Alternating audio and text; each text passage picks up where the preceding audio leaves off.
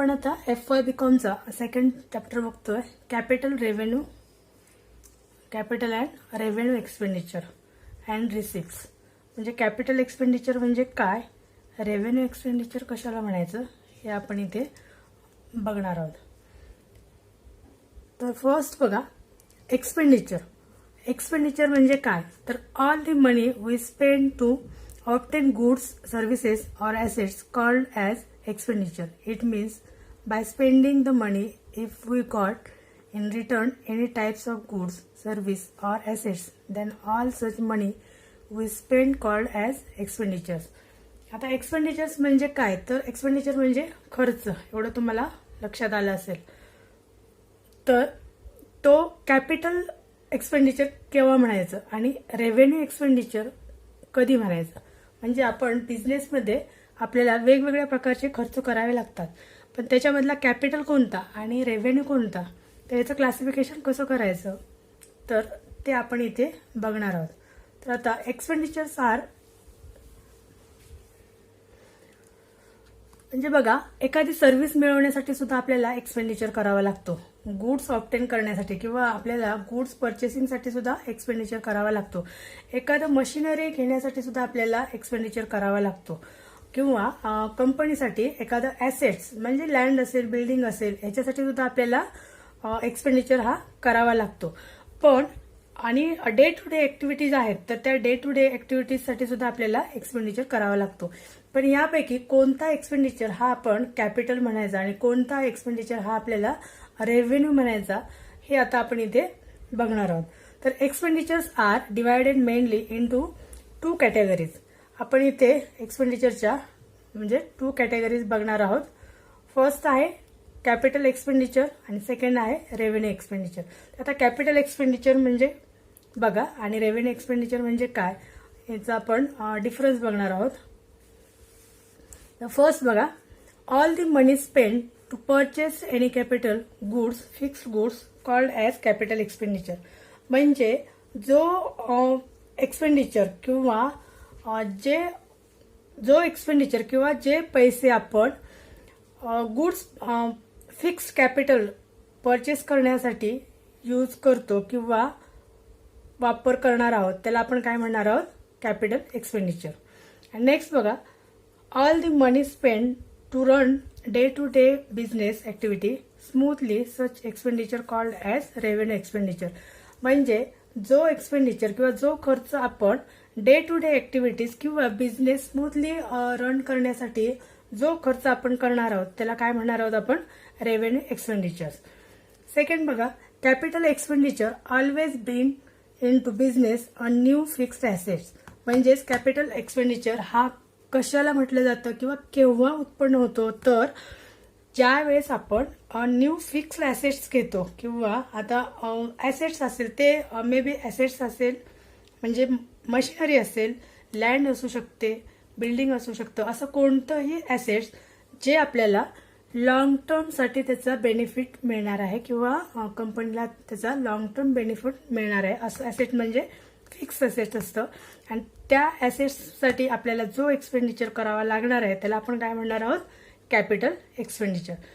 आणि revenue expenditure are made to run the business smoothly, they never bring in to business only fixed assets.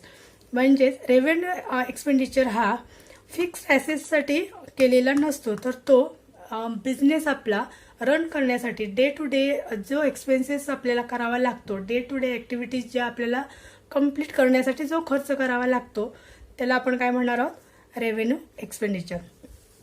Next बघा, third, it is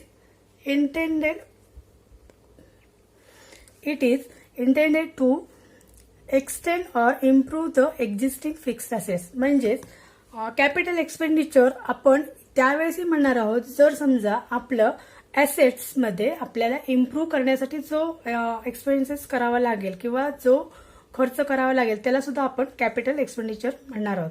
म्हणजेच समजा आता आपल्याकडे एक machinery आहे कंपनीची आणि ती जर काय आपल्याला इम्प्रूव्ह करण्यासाठी त्याच्यावरती काही खर्च करावा लागला, त्याच्या प्रोडक्शनमध्ये त्या मशिनरीच्या प्रोडक्शन कॅपॅसिटीमध्ये इम्प्रूव्हमेंट करण्यासाठी आपल्याला त्याच्यावरती जो काही खर्च करावा लागेल तो सुद्धा आपण कुठे घेणार आहोत, कॅपिटल एक्सपेंडिचर. कारण काय, तो केलेला खर्च हा आपल्याला लॉंग टर्मसाठी ती मशिनरी वापरली जाणार आहे आणि त्याचा बेनिफिट कंपनीला लॉंग टर्मसाठी होणार आहे. आणि इकडे बघा आता रेव्हेन्यू एक्सपेंडिचरचा, it is intended to maintain the fixed assets in a good working condition.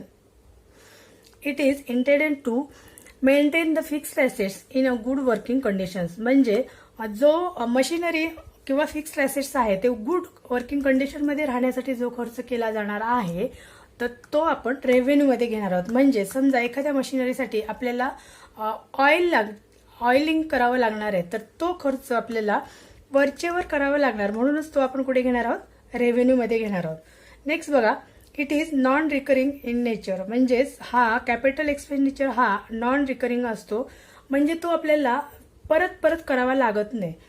तर it is recurring in nature.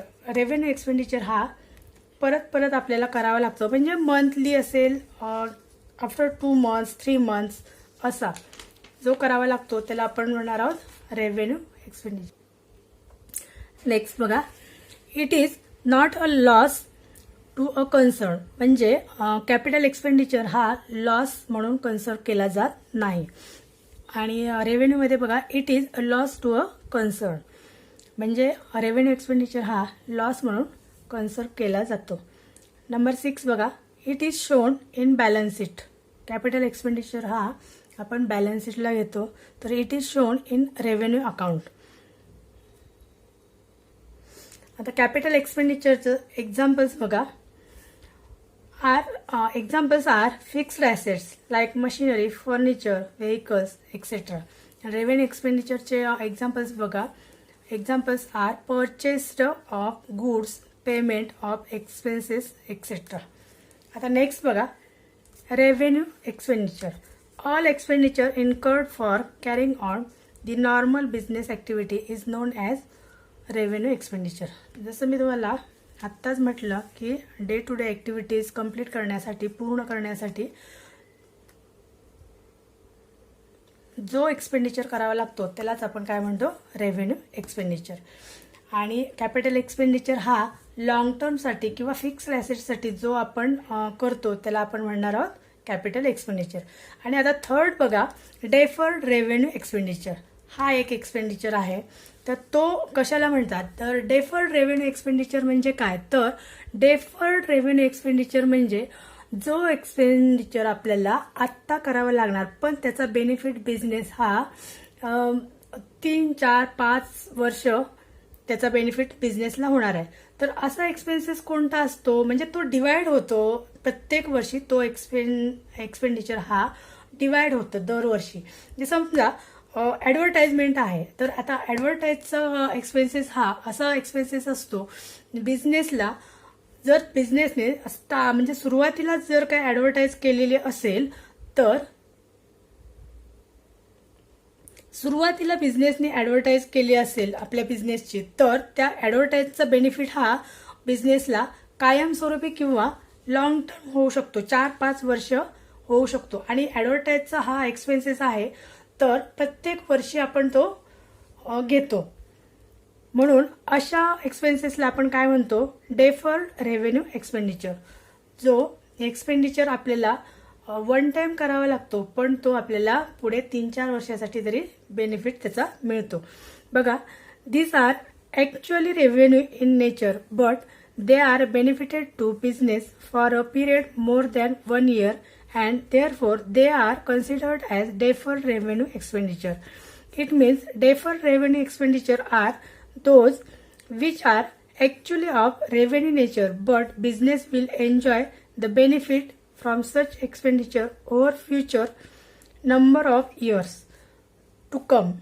While preparing the final account, they are divided in between the period for which they are benefited to business. The total amount of such expenditure is shown on asset side of balance sheet, and from that certain portion of amount which is related with current years is to be written off and shown to the debit side of profit and loss account. All such expenses are considered as deferred revenue expenditure. म्हणजेच ॲडव्हर्टाईजचा खर्च profit and loss अकाउंटच्या debit साईडला आपण प्रत्येक वर्षी घेतो. म्हणजे तो divide होतो. दरवर्षी आपण तो एक्सपेन्सेस आहे तो प्रत्येक वर्षी डिवाइड करून आपण तो घेतो. कारण काय, तो एकदा खर्च केलेला असला तरी आपल्याला त्याचा बेनिफिट हा प्रत्येक वर्षी मिळत असतो. आता आपण ओळखायचं कसं की बाबा रेव्हेन्यू एक्सपेंडिचर, आता मी तुम्हाला डेफिनेशन सांगितले. रेव्हेन्यू एक्सपेंडिचर कशाला म्हणायचं, कॅपिटल एक्सपेंडिचर कशाला म्हणायचं, तर आता त्याचे तुम्हाला काहीतरी मी थोडीशी एक्झाम्पल्स देते जे तुमच्या लक्षात येईल. बघा, परचेस मशिनरी फॉर ₹5 लाख. आता मशिनरी परचेस केल्यानंतर मशिनरी आपल्याला काय दरवर्षी परचेस करावी लागणार आहे का, किंवा प्रत्येक मंथली आपल्याला आपण एक नवीन मशिनरी परचेस करणार आहोत का. एकदा परचेस केलेली मशिनरी आपण लॉंग टर्मसाठी यूज करू शकतो. जोपर्यंत त्याच्यामध्ये काही प्रॉब्लेम होत नाही, आणि प्रॉब्लेम झाला तरी सुद्धा आपण ती रिपेअर करू शकतो. म्हणजेच हा एक्सपेन्सेस कसा आहे, कॅपिटल एक्सपेंडिचर आहे. कारण काय की इथं आपल्याला एकदाच परचेस करायचा आहे आणि त्याचा बेनिफिट आपल्याला 10 इयर्सपेक्षाही जास्त आपल्याला मिळणार आहे. नेक्स्ट बघा, second, purchase goods for ₹8 lakh. आता गुड्स परचेस केला तर त्याचा बेनिफिट आपल्याला किती मिळणार आहे, म्हणजे आपल्याला मंथली गुड्स परचेस करावा लागणार आहे, किंवा डेली आपलं जे काय बिझनेस आहे, day to day business activities चालणार आहे ती कशावरती चालणार आहे, रॉ मटेरियल किंवा गुड्सवरती चालणार आहे. म्हणजे गुड्स ही अशी ऍक्टिव्हिटीज आहे की जी आपल्याला डेली बिझनेस आपल्याला रन करण्यासाठी ती युजफुल आहे. म्हणून आता गुड्स परचेसचा हा जो आपण आयटम आहे तो कुठे घेणार आहोत, रेव्हेन्यू एक्सपेंडिचरमध्ये. थर्ड बघा, paid for postage and Telegram. आता पोस्टेज अँड टेलिग्रामचा हा सुद्धा एक्सपेन्सेस कसा आहे, डेली आहे किंवा डे टू डे रुटीनचा आहे. पोस्टेज अँड टेलिग्राम हा एक्सपेन्सेस सुद्धा कसा आहे, day to day business run करण्यासाठी करावा लागणारा एक्सपेंडिचर आहे. म्हणून हा सुद्धा कुठे येणार, रेव्हेन्यू एक्सपेंडिचरमध्ये. नेक्स्ट बघा, 4, purchase second hand furniture and spend ₹15,000 on it's repairing. आता सेकंड हँड फर्निचर परचेस केलं आणि ते रिपेअर करण्यासाठी आपल्याला 15,000 एवढा आपल्याला एक्सपेंडिचर करावं लागणार आहे. पण फर्निचर परचेस केलं तर पुन्हा आपल्याला नेक्स्ट मंथ ते परचेस करावं लागणार आहे का, किंवा आणखी 2 मंथ्सनी लगेच पुन्हा तेच फर्निचर आपल्याला परचेस करावं लागणार आहे का, तर नाही. एकदा परचेस केल्यानंतर ते आपल्याला लॉंग टर्मसाठी बेनिफिट देणार आहे. म्हणजे हा एक्सपेन्सेस सुद्धा कुठे येणार आहे, कॅपिटल एक्सपेंडिचरमध्ये येणार आहे. नेक्स्ट बघा, spend ₹1,000 for over oiling the machinery, revenue expenditure. Over oiling machinery.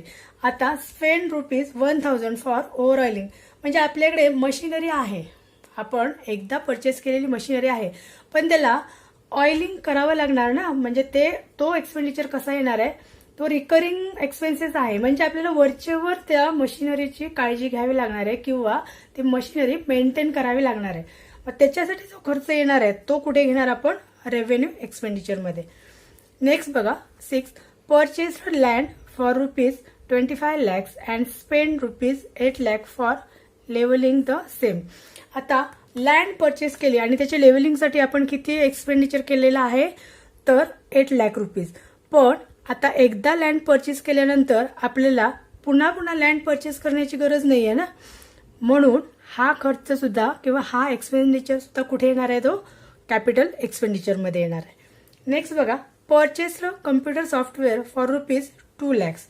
आता कम्प्युटर सॉफ्टवेअर परचेस केलेला आहे तो सुद्धा एक्सपेन्सेस कशामध्ये येणार आहे, कॅपिटल एक्सपेंडिचरमध्ये. कारण सॉफ्टवेअर आपल्याला जे आवश्यक आहे ते आपण एकदा परचेस केल्यानंतर जोपर्यंत त्याच्यामध्ये काही चेंजेस होत नाही तोपर्यंत आपल्याला नंतर पुन्हा परचेस करायची गरज नाहीये. नेक्स्ट बघा, paid ₹25,000 as transport charges and octroi charges on raw material purchased. आता याच्यावरूनच तुम्हाला समजतं की ट्रान्सपोर्ट चार्जेस किंवा octroi charges, raw material purchase, हा एक्सपेन्सेस हा डेली रुटीन किंवा day to day business run करण्यासाठी येणारा आहे.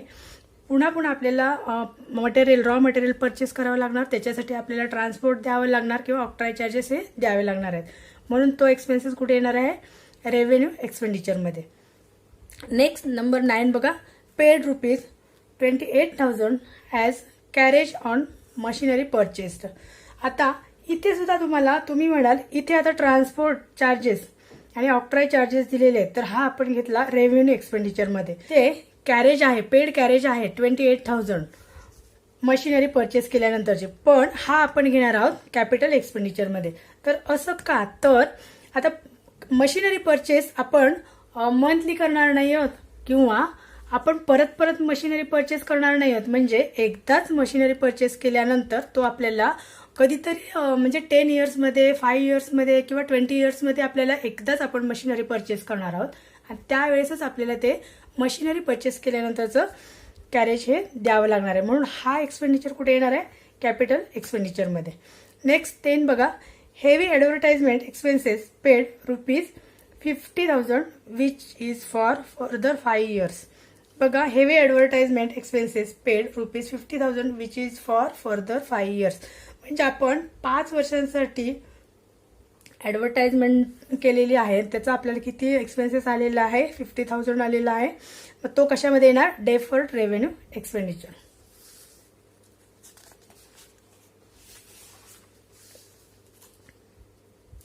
नेक्स्ट बघा, while washing of factory building done every after alternate year. हा कुठे येणार आहे, डेफर्ड रेव्हेन्यू एक्सपेंडिचर. म्हणजे आपण आता फॅक्टरीची बिल्डिंग वॉश करणार आहोत एव्हरी आफ्टर अल्टरनेट इयर. म्हणजे एक वर्षामध्ये सोडून आपण बिल्डिंग वॉश करणार आहोत, पण त्याचा बेनिफिट हा आपल्याला लॉंग टर्म होणार आहे, कारण आपल्या बिल्डिंग आहे किंवा फॅक्टरी आहे ती मेंटेन राहणार आहे. नेक्स्ट बघा, पेड ऑफिस रेंट ₹10,000. आता ऑफिस रेंट हे आपल्याला मंथली द्यावं लागतं, त्यामुळे तो एक्सपेन्सेस कुठे येणार आहे, रेव्हेन्यू एक्सपेंडिचरमध्ये. नेक्स्ट बघा, cost of acquisition of goodwill ₹28,000. आता गुडविल एक्विजिशनची कॉस्ट जी आहे ते कोणता येणार आहे, एक्सपेंडिचर, कॅपिटल एक्सपेंडिचर. कारण गुडविल हे आपण पुन्हा पुन्हा घेत नाही किंवा पुन्हा पुन्हा तो आपल्याला एक्सपेन्सेस करावा लागत नाही. नेक्स्ट बघा, paid stamp duty ₹2 lakh of while purchased land. Land purchase केल्यानंतर जी आपल्याला स्टॅम्प ड्युटी पेड करावी लागली ₹2 लाख, तो सुद्धा एक्सपेन्सेस आपल्याला वन टाइम करावा लागणार आहे आणि म्हणून तो कुठे येणार आहे, कॅपिटल एक्सपेंडिचरमध्ये. आता जसं कॅपिटल एक्सपेंडिचर आणि रेव्हेन्यू एक्सपेंडिचर आपण बघितला, तसंच कॅपिटल रिसिप्ट म्हणजे काय आणि रेव्हेन्यू रिसिप्ट म्हणजे काय हे सुद्धा आपण इथे बघणार आहोत.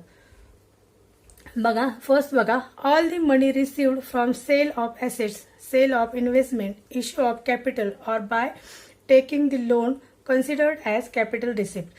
म्हणजेच ज्या ॲसेट सेल केल्यानंतर, इन्व्हेस्टमेंट सेल केल्यानंतर किंवा कॅपिटल इश्यू केल्यानंतर जे जे आपल्याला मनी अवेलेबल होणार आहे किंवा त्याला आपण काय म्हणणार आहोत, कॅपिटल रिसिप्ट म्हणणार आहोत. किंवा लोन घेतल्यानंतर जो मनी किंवा जे पैसे आपल्याला रिसिव्ह होणार आहेत ते आपल्याला काय म्हणणार आहोत, आपण त्याला कॅपिटल रिसिप्ट म्हणणार आहोत.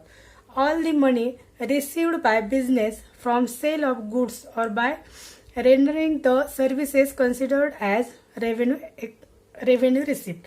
म्हणजेच जर आपण गुड्स सेल केल्यानंतर किंवा सर्व्हिसेस दिल्यानंतर जो आपल्याला मनी अवेलेबल होणार आहे किंवा पैसे अवेलेबल होणार आहेत, रिसिव्ड होणार आहेत, त्याला आपण काय म्हणणार आहोत, रेव्हेन्यू रिसिप्ट. नेक्स्ट बघा, second, capital receipt are non recurring in nature. म्हणजेच जसं आपण कॅपिटल एक्सपेंडिचर बघितलं तसंच हा कॅपिटल रिसिप्ट सुद्धा नॉन रिकरिंग इन नेचर असते. म्हणजेच तो परत परत आपल्याला मिळत नाही. आता आपण ॲसेट सेल केल्यानंतर, इन्व्हेस्टमेंट सेल केल्यानंतर, एकदा सेल केल्यानंतर पुन्हा आपण ती ॲसेट सेल करू शकतो का, नाही सेल करू शकत. म्हणूनच कॅपिटल रिसिप्ट हे नॉन रिकरिंग नेचरचे असते. तर रेव्हेन्यू रिसिप्ट हे रिकरिंग इन नेचर. म्हणजेच रेव्हेन्यू रिसिप्ट हे रिकरिंग असते. म्हणजेच आता गुड्स सेल आपण डेली करतो ना, बिझनेस आपला हा सेल्सचाच असल्यामुळे आपण गुड्स हा डेली सेल करणार किंवा एखादी सर्व्हिसचा आपला जर काही बिझनेस असेल तर ती सर्व्हिस सुद्धा आपण डेली देणार, तरच आपला बिझनेस रन होणार आहे. आणि म्हणून त्याच्या थ्रू जो आपल्याला रिसिप्ट मिळणार आहे किंवा जे आपल्याला पैसे मिळणार आहेत त्याला आपण काय म्हणणार आहोत, रेव्हेन्यू रिसिप्ट. नेक्स्ट बघा, they are not gains to a concern. म्हणजेच